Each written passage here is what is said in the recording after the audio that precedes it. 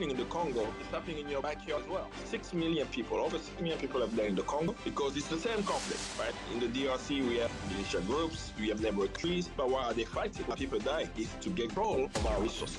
Join me, Maryann Okon, as we dive deep into the most pressing issues, uncovering the truth and analyzing the impact on a global scale. From the corridors of power in Washington to the bustling streets of Accra, we've got you covered. We'll take you on a journey through different political systems, exploring the challenges and triumphs of the nations near and far.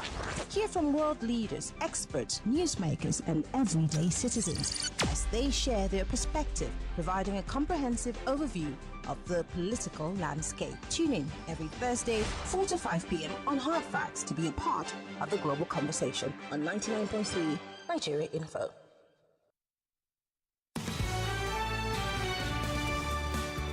.3 Nigeria Info, 7 minutes gone past the 4 o'clock hour. This is Hard Facts, and every Thursday at 4 o'clock, it's Global Review. We take you beyond the borders of Nigeria to find out what's happening in several other countries across the globe. And today, we're docking at the shores of Sudan. Yes.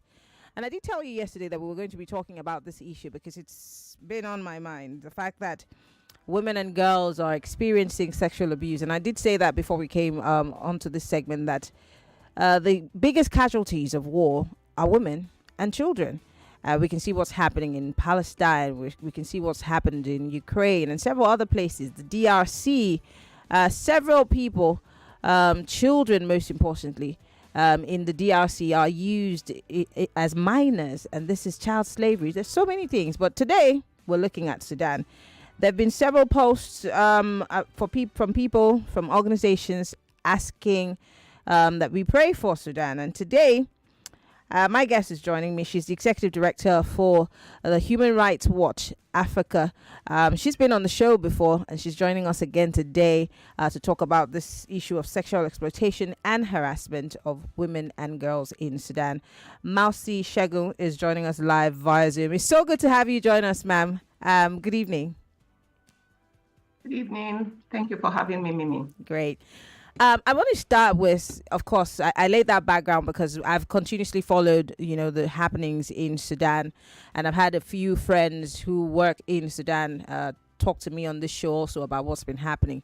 But then it's very interesting that we have had to make this public, and I think the first time I read this story was on, United Nations page, and then of course the Human Rights Watch also, published this story. Why has this become a big problem in Sudan? The fact that women and girls are being sexually exploited. Unfortunately, Mimi, it's nothing new with almost every conflict context across the globe. It's been for decades, perhaps even centuries, that women and girls become targeted just by reason of their gender, for all kinds of violence, attacks, but mostly sexual violence, including rape, horrible rape. In the case of Sudan, as you mentioned, we released a report just last week. We documented at least 262 cases of women who were not women, girls, but also boys and men who have been sexually abused, including rape and gang rape. When we talk about gang rape, this is we're talking about between 2 or 5 men taking it in turns to rape women, to rape girls. Sadly, the youngest of the ages that we were able to document was 9 years old. 9? The 9 years old, and the oldest was 60 years old. This 60-year-old woman was raped, as with many of the women and girls, raped in the presence of their family members. But she was raped. Her daughter, who was with her, was raped, and her granddaughter. The 3 of them were raped, gang raped over days by the same men in the presence of other family members. It's widespread. The locations that we focused on were Khartoum, the capital of Sudan, and what we call the Greater Khartoum area, including the twin city of Durman and Bagi, which is north of Khartoum. Durman is just across the Blue Nile from Khartoum. So we're talking about a large, space with usually about 6.2 or 6 point something thereabout population size, a lot of whom have fled. The perpetrators, as we documented in this case, mostly the forces, rapid support forces fighters.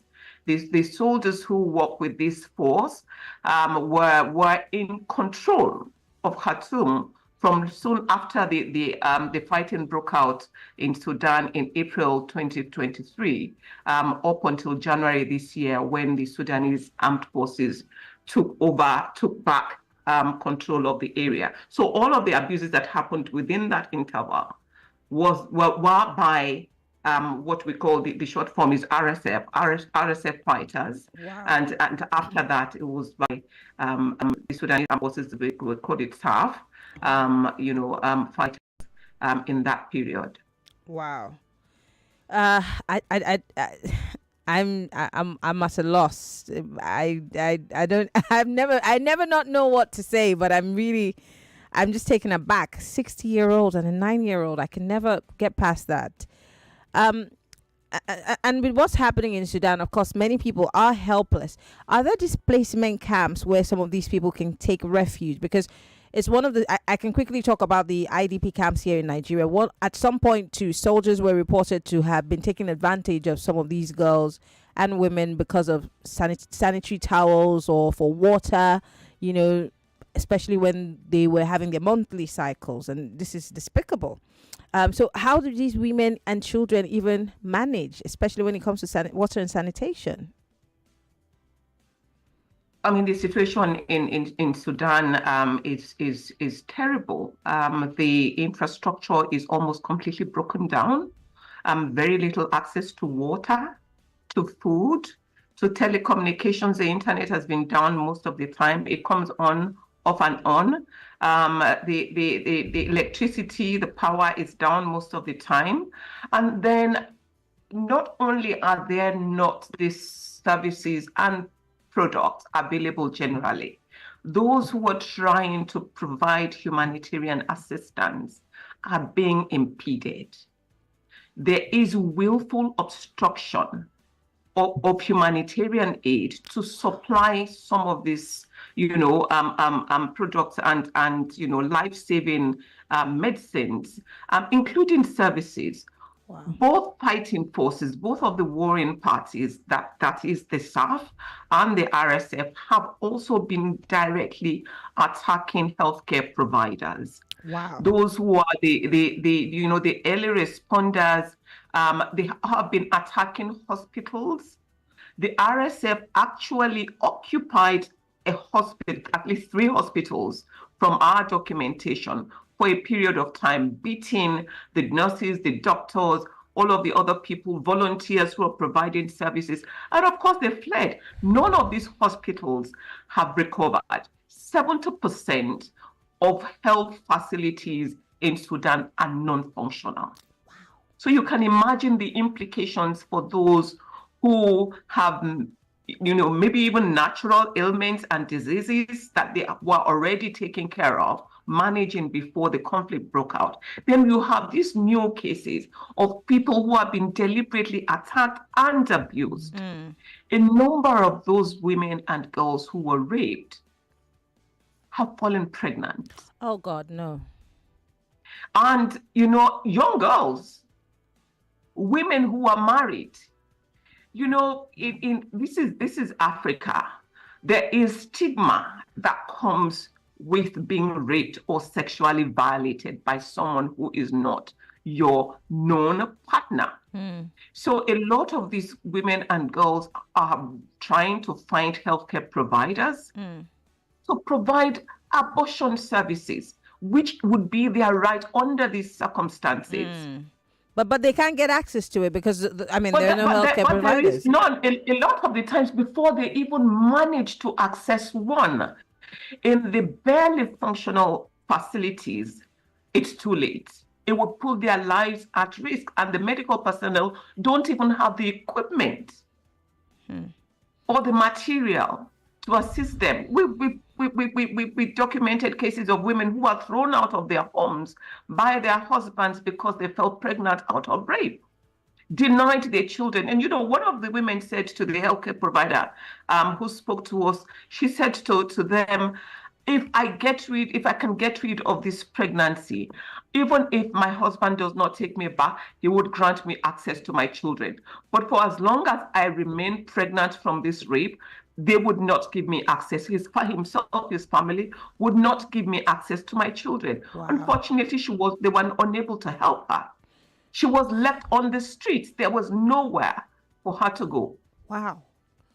So, I mean, I know that you're not a government official because, I mean, they would be in a better position to answer. I mean, because if you're fighting for whatever cause, there should at least be some hope that the people who are hurt will get some sort of emergency care.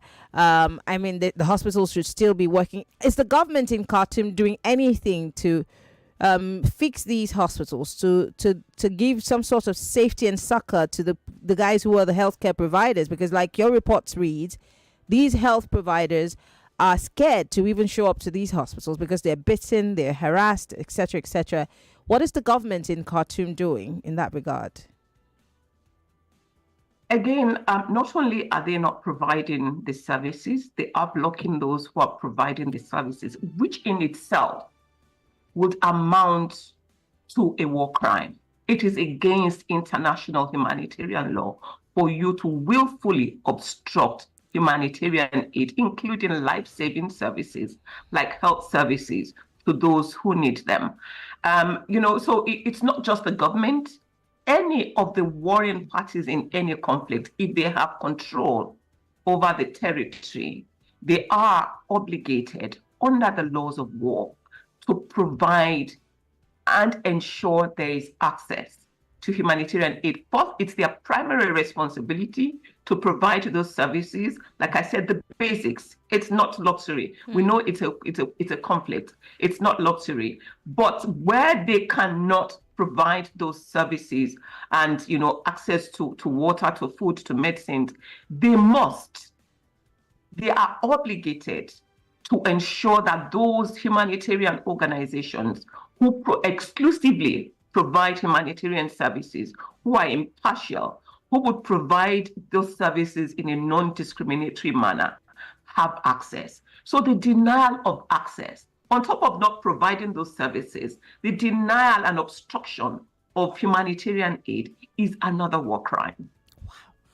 And then the fact that there is widespread sexual violence. In some cases, Mimi, women and girls are being detained in their own homes and in other detention facilities, and a claim of ownership is made over them.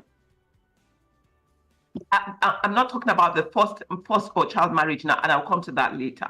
These ones are just held, forcefully held, and they are owned by one or the other of the forces who are holding them, who are detaining them. Wow. And not only are they being held, they are being raped repeatedly. That constitutes sexual slavery. Wow. Again, that is a crime against humanity.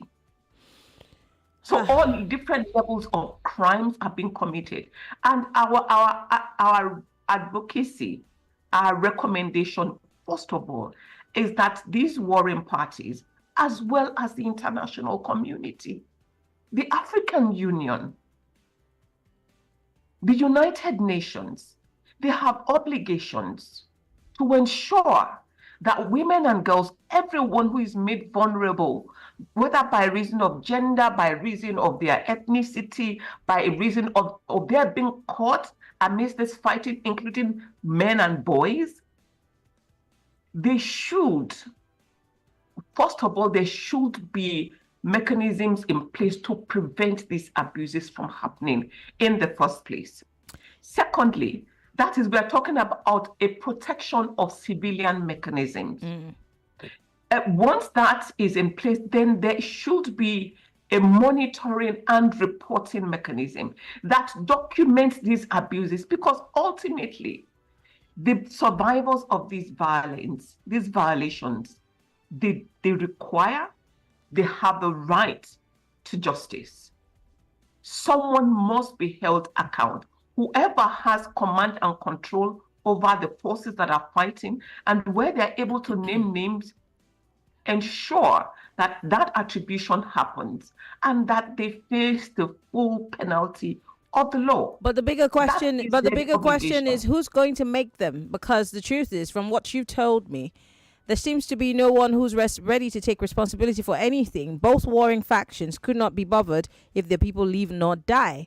And so, of course, we're talking about war crimes here and, human rights abuses.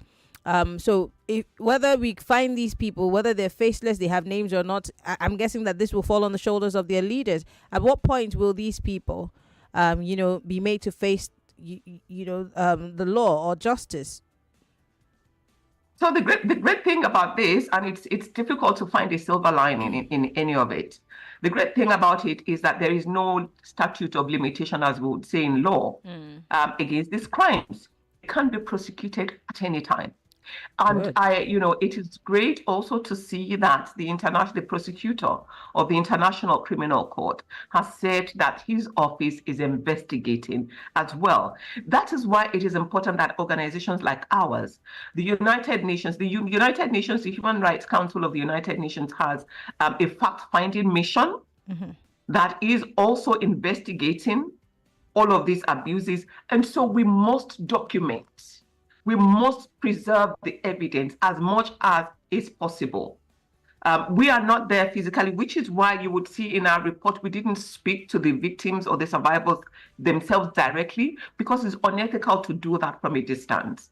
And since we do not have safe access, and there are no services to provide them with the care they would need after they have spoken to us, we chose to avoid speaking to them, most of them directly. And so that's why we spoke to the service providers, because we cannot leave them hanging after they've spoken to us. Absolutely. So those who have done the work already are the ones who are sharing the stories with us, because they are service providers, also caught in the midst of all of this. And I would say they themselves have been targeted. At least 24 service providers, humanitarian workers, have been abducted. Wow. And we document all of them have faced sexual violence themselves. Well, we have to go on a break. Excuse me. Mausi Segun is the ED for Human Rights Watch Africa, and she's telling us about the dastardly acts that have been carried out against women and girls in the war-torn part of Sudan. We'll be back after this break. If you have questions, you have comments, you want to join the conversation, we're live on Facebook, Nigeria Info FM, on YouTube, Nigeria Info FM. You can join the conversation if you're listening to us from outside of the country via Skype. We're Nigeria Info FM. Questions, comments, and of course, where do we go from here? We'll be right back after these messages.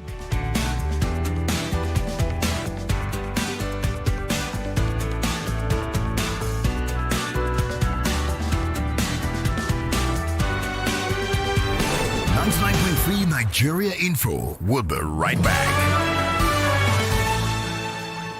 In Nigeria, the weather can change in an instant, just like life itself. Even when you are caught in a heavy downpour or harmattan has left your skin dry, there's one thing that never changes: the restoring power of Vaseline Petroleum Jelly. Because we all know when harmattan strikes, if you are not protecting your skin, it cracks. So do your lips, and no one wants that. So use Vaseline Petroleum Jelly to keep your skin healthy, smooth, moisturized, and protected all day long, so you can embrace every season with confidence.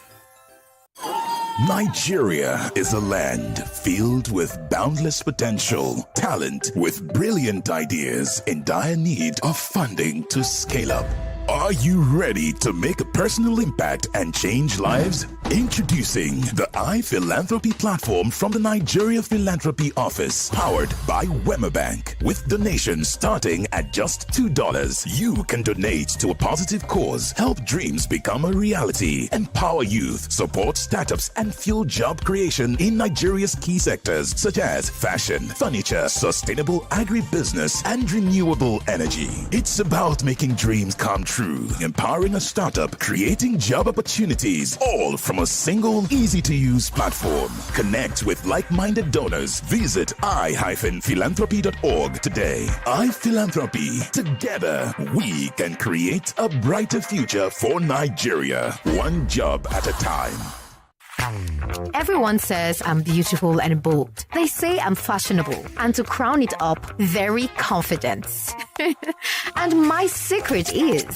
People say I'm good looking, funny, hardworking, and to crown it up, very confident. And my secret is... So whether in the office or at home, in the streets or on the dance floor, anytime, any day, I never lose my confidence. And the secret to my confidence is Wazobia perfume. Absolutely. Wazobia perfume gives the authenticity and long-lasting fragrance all day. That's my secret confidence. Wazobia perfume is available in body spray. Also available in supermarkets and markets near you. You can also get it on Jumia. Wazobia perfume, the correct scent.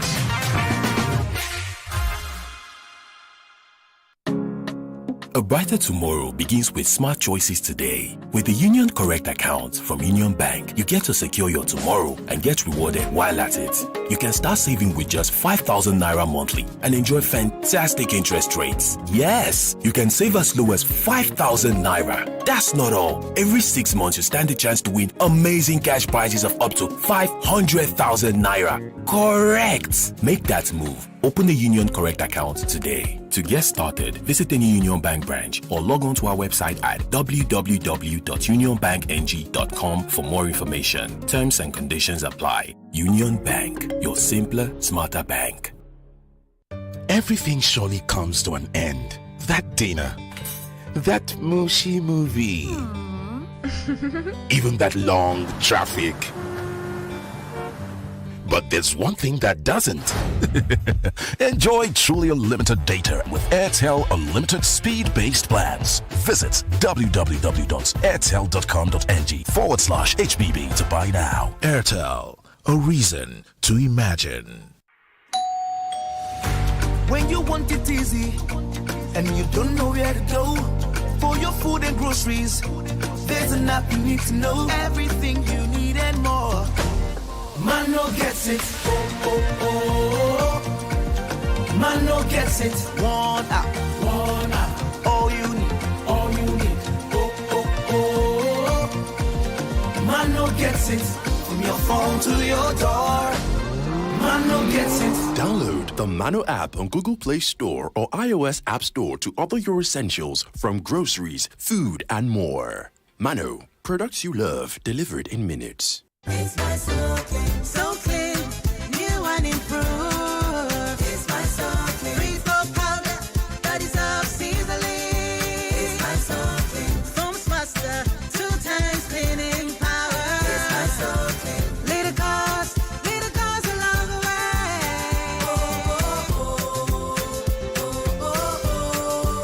It's my so clean, so clean. New so clean detergents, every grain works for you. I'm in love, Sonia tomato mix, stand up. Is it to open? Is it to squeeze? Is it to scoop? And is it to stir? Dishes come alive with so much taste.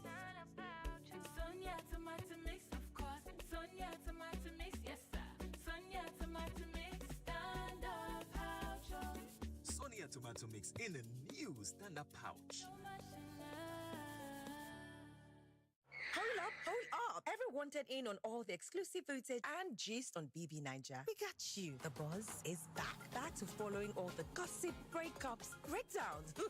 Back to giving us spicy banter, bigger secrets, and inside scoops from the BB Niger house. Follow me, Tokemaki. Follow me on BB Niger, The Buzz, streaming every Thursday on Showmax. Subscribe only from 1,600 naira. Sign up now at showmax.com. No lose guard. Here you go, dear. Mom, you didn't add milk. No need to. Taste it and see why. Wow, but how? Is it milky? Very. Is it creamy? Yes. That's Milo 3-in-1 milky and creamy for you. It's so milky. I don't need to add more milk. I love it, Mommy. Give your kids the new Milo 3-in-1, milky and creamy. It's truly milky. It contains calcium to help your champ win every day. Milo, energy to go further. Milo! Get ready for the ultimate showdown of intellect and persuasion. The I Beg to Differ National Debate Tournament kicks off on the 12th of August 2024, and it is going to be epic. Witness a thrill of high-stake arguments, insightful rhetoric, and unbeatable wit. The sharpest minds from Lagos, Abuja, and Port Harcourt will clash for the prestigious title of National Debate Champion. Who will rise to the top and claim the ultimate crown? Well, tune in to 99.3 Nigeria Info Lagos, 95.1 Nigeria Info Abuja, and 92.3 Nigeria Info Port Harcourt, Monday through Thursday, 4 o'clock, and experience the power of persuasive debate like never before. I Beg to Differ, the Tournament of Champions.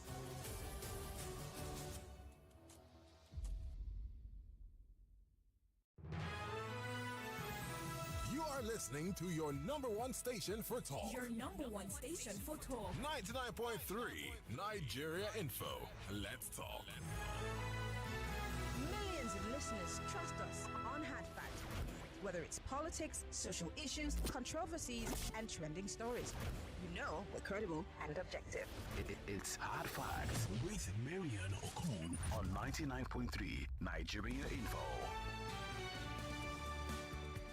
And we're back. It's still Global Review 99.3 Nigeria Info on Hard Facts. My name is Maryann Okon. I still have the Executive Director of Human Rights Watch Africa, Mausi Segun, joining us virtually in the studio to talk to us about the situation. It's very heartbreaking, I must say. It's really heartbreaking what's happening to the women and girls in Sudan. The fact that a 9-year-old is being abused. A 60-year-old is also being abused. I really, really, really, really hope that what's happening in Sudan can be dealt with as fast or as soon as possible. But if you're watching us, we're live on YouTube, Nigeria Info FM. We're also live on Facebook, Nigeria Info FM. You could join the conversation via Skype. We're Nigeria Info FM on Skype if you're listening from outside of the country. I always really I don't get angry. I just feel frustrated when people are quick to call for war or a conflict, because I have a father who lived through the civil war in Nigeria, and he'd tell us interesting stories, and would always say if you have ever experienced a war situation, you'd never want to experience it again. I've also had family who had to find their way from Freetown into Guinea to get to Nigeria safely during the Sierra Leonean War because, half of my family had to be moved back to Nigeria. And so it pains me when people quickly call for war or conflict and not thinking about the people who might be casualties of these conflicts. And that's what we're seeing in Sudan.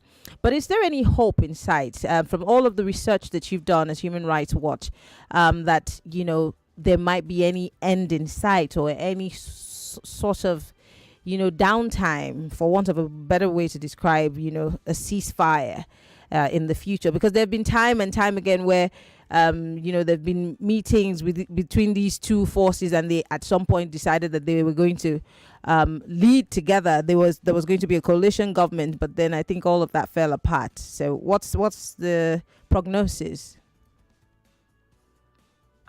I mean, there are several efforts ongoing by several actors, including those organized by the United Nations and several other partner countries in Jeddah, in Saudi Arabia. They've also taken it to Europe. At some point, there was a conference, well, essentially to provide support to humanitarians and to address human rights issues in Paris as well. On the African continent, we haven't seen enough action.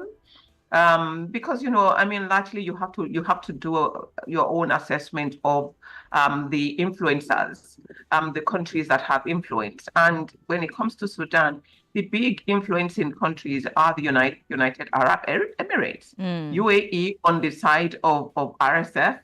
There are allegations that they are providing them with arms, through Chad, into the Darfur area, which is almost firmly under the control of the RSF, save for North Darfur. There's still ongoing fighting around El Fasher, the capital of North Darfur, as we speak, to try to wrestle control of that city from the Sudanese armed forces and the allied militias. But then there's also Egypt. Egypt has some influence as well. Largely the Gulf countries are the largest influencers on when it comes to Sudan. So, the efforts by the African Union, by the Intergovernmental Authority for Development in East Africa, IGAD, has not yielded much effort. So what they've basically done is to insert themselves into efforts by the United Nations, by the United States, as I mentioned, and other countries who are trying to bring the parties to the negotiation table, if you like, because to some extent the rivalry between the leaders of both warring parties has, affected their relationships with other African leaders. And so one would not attend a meeting, say, in Nairobi, because they believe that William Ruto, the president of Nairobi, is on one side against the other. They would not go to Kampala with Museveni because they believed his support. So it's really convoluted, it's complicated, but efforts are underway. But while all of that is happening, it's 1 year. All of those efforts have been ongoing for more than 1 year. It's a year, 4 months. So we're talking about essentially 16 months of ongoing fighting and all of these horrible abuses against women. We are pushing and urging the international community, including the African Union. I mean, listen, they failed. The big failure was the premature withdrawal of UNAMID. UNAMID was the UN Africa Union hybrid mission in Darfur. It was there for 13 years. And in those 13 years, they managed to stave off widespread, intense fighting. There were low-level skirmishes here and there. Yeah. UNAMID pulled out prematurely in December 2020. And from that point, and then it was replaced by a UN political mission that also pulled out. And so it became a free-for-all. That's basically what we're seeing. The same actors, at least Hemeti, who heads up the RSF, was an active participant in the Darfur wars. And so they just went back to it. Like I said, Darfur has largely fallen back into RSF, if you like, Janjaweed, the old Janjaweed hands, except for North Darfur. And so, the international community has failed the Sudanese people. Wow. But what we are saying is, like, now there is an opportunity to remedy some of that. A quick mission that is focused on civilian protection. Just put, if people want to fight, those who want to fight, let them fight it out. We cannot determine what is a just war and unjust war. There are others who are best, able to do that. But in the meantime, what about those who are caught in between, people who have no crossfire, skin yes, in this fight? Women and girls, old people with disability, young boys who are being raped. Oh, and having their genitals destroyed, with they are bleeding from all sides. And, because of the stigma, very difficult, even worse for them to try to seek for medical assistance. And then there is the psychological, consequences of all of this on the people, the trauma on all of the people, the fear that they are living with. And then there is the social stigma, the physical pain and damage that's been done. So all of those services need to be prioritized, ensuring access, unimpeded access to humanitarian assistance should be topmost on the agenda of the international community. This is really heartbreaking. I'm close to tears because it's a terrible situation that these people have to go through. But I'm going to open up the phone lines. I'll just allow people. I see a lot of people trying to call in. If you want to join the conversation, we're talking about the situation, the terrible, horrible, it's just distasteful what's happening in Sudan. You want to join the conversation, call 0201-277-0993. If you are a man, 0201-277-0993. If you're a lady, call 0201-465-7190. That's 0201-465-7190. On WhatsApp, you can send me a message, 08095975-805. Or you could join the conversation on our live feed on YouTube. Go ahead and join the conversation. Mausi Segun is the ED for Human Rights Watch here in Africa. Join the conversation. Hello, welcome to Hard Facts.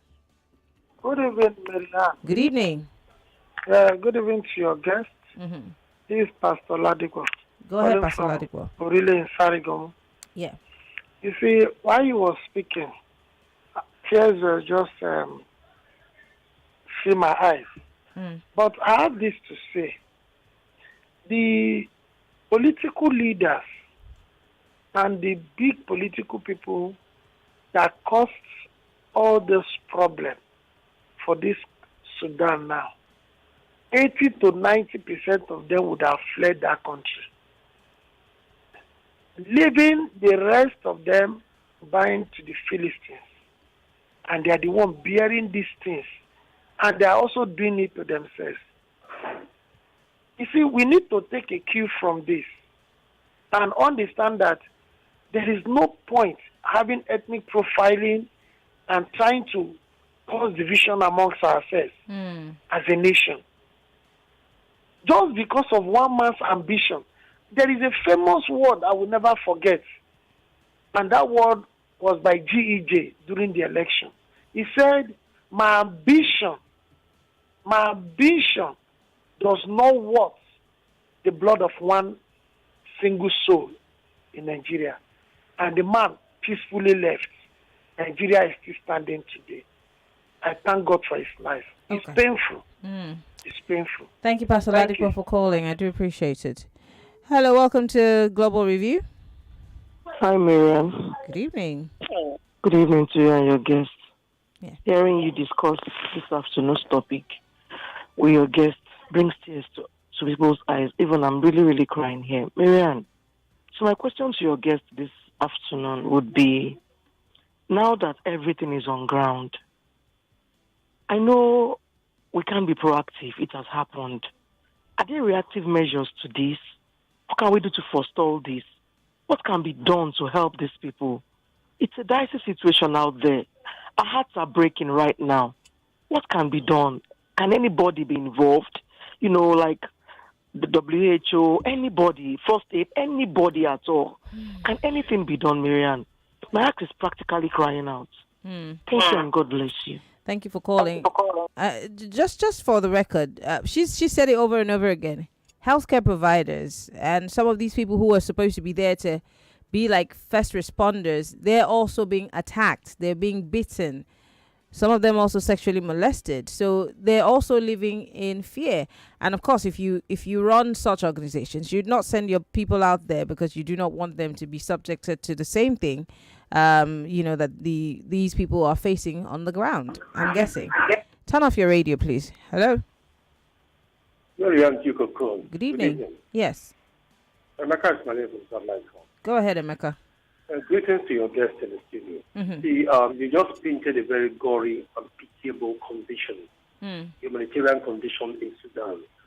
And it underscores the failure of these bodies, whether the AU or the UN, to be able to mediate and restore normalcy in that country.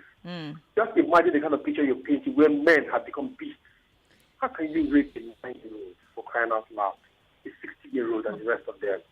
So, like Pastor Ladipo, the first caller mentioned, he said, this is to warn those of us in this country that nobody will love you more than you love yourself.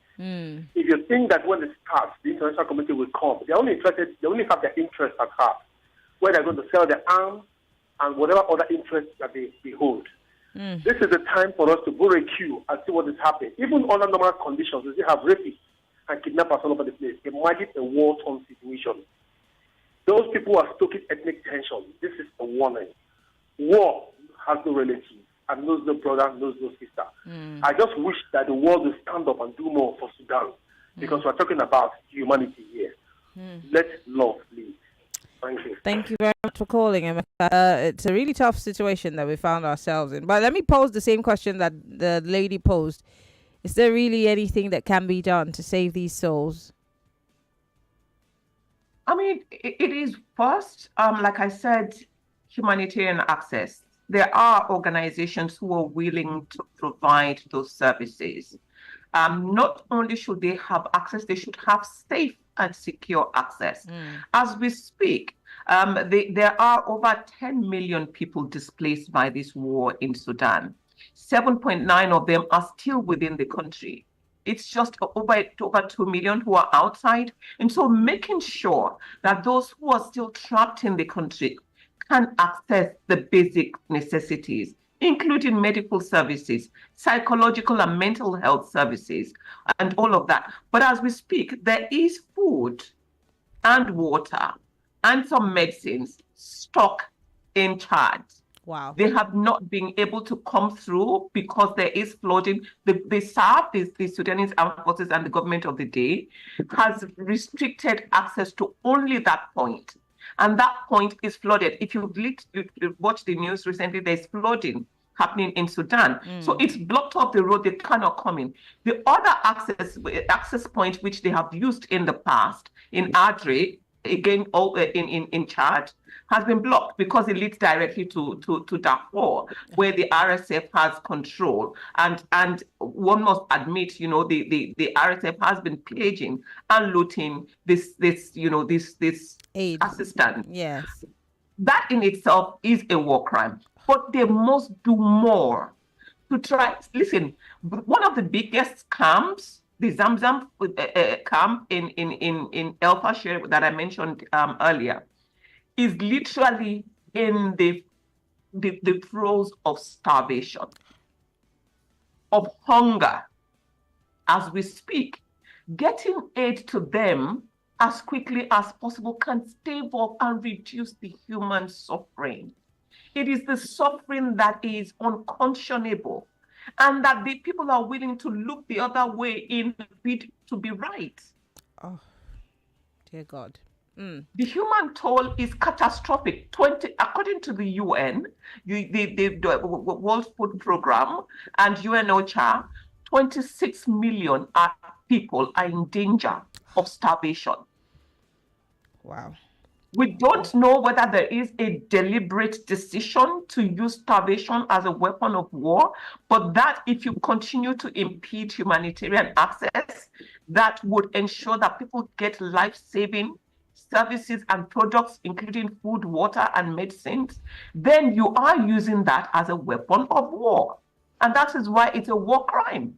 And so those are the immediate things that need to happen. Ensure that aid reaches the people who need it the most. Whether in Khartoum, in Jazeera State, in Darfur, all over the country, where need is the greatest. All right, I have 4 minutes on the clock. I want to read some messages that are coming in, and then, of course, I will finally say my goodbyes. Mustafa here says, on Global Review today, my heart bleeds, especially on the hell experience of the people of Sudan and what they're passing through. Nigerians, especially our politicians, need to rethink on their evil ambition to cause war in Nigeria. There is no alternative to peace. United African nations need to rise up and stop the evil that's going on in Sudan. Yomi sent us this message. Someone here says, good afternoon, Maryann. It's so sad to hear these things happening to innocent people. Indeed, when two elephants fight, the ground suffers. I understand the sufferings that these girls and women who are victims of rape and other forms of violence are going through, and everything noble should be done to ameliorate their plight. Where is the Red Cross, UNICEF, and those global organizations? He says, I think that abortion should not be seen as a solution for victims who get pregnant as a result of rape, because it means taking the life of an innocent child, and an innocent child being punished for the sins of the rapist's father and the rejection of the mother that the mother suffers. AB, this is very debatable, and Mausi will agree with me. That decision lies solely with the person who's carrying it, because of course there's trauma, there's the aftermath. We see people kill babies after they're born, and that's because every time some of them would say they look at this child, it reminds them of a terrible time in their life. So I'm guessing that decision should lie solely with whoever is pregnant. It's not our place. Absolutely. It's the woman's decision, the woman who is carrying the pregnancy, the woman who suffered the trauma of the rape, the woman who has to live with the consequences of that rape. And with bringing up a child born out of rape in an environment where the social stigma is not just against the woman, but the product of that rape. Is that a life worth living for the child? But it's for the woman to decide, as you said. It is. I'll just take one quick message and then we can wrap things up here. This one says, this report is very disheartening. Can there be external military intervention, at least to rescue those vulnerable women and girls? Chris from Ikotu. Unfortunately, I do not know, Mausi, if that's even possible, because we also see that the external forces all are supporting one or the other of these, warring factions. So, I mean, it's any intervention has to be humanitarian one, and it has to be, like I said, focused on peacekeeping and protection of civilians. It is to protect civilians, not to wane on one side or the other. There are many wrongs in this situation. It's a really complex one, but protecting those who they don't know what's going on. And honestly, a lot of what we're asking to be done are already being done on a low scale by Sudanese people themselves. The first responders that I mentioned are people who are volunteering their time, putting their lives at risk to help other people. We're just saying, let's scale it up, provide them with support, provide them with the materials and the equipment that they need, and the protection and safety they require to continue to do the great work they're doing. Thank you so much, Mausi, for letting the world know what's happening in Sudan. That report that you published, Human Rights Watch, incredible report. It obviously helps us to actually see closely what's going on in Sudan, and hopefully help can come to the victims of this very dastardly acts. For those of you who do not know, Mausi Segun is the ED, the Executive Director for Human Rights Watch Africa. Always a pleasure to have you on the show, because we get to learn and know some of the things that people are experiencing around Africa. Thank you so much once again for coming on the show. We really appreciate it. Thank you. Pleasure is mine, Miriam. Thank you for creating the platform. Thank you. And for the great work you're doing. Thank you so much. Thank you. Well, Lagos, we're going to go on a break, and on the other side of the clock, on the big hard facts, we're tracking Mr. President's 500 plus billion that is sending to states. Some people say it's audio money. Some people say it's real money. Some people say the governors might not own up to it. Tracker from Budget is joining us on the 5 o'clock hour, and we're following the money. Stay with us. It's still Hard Facts, 99.3 Nigeria Info.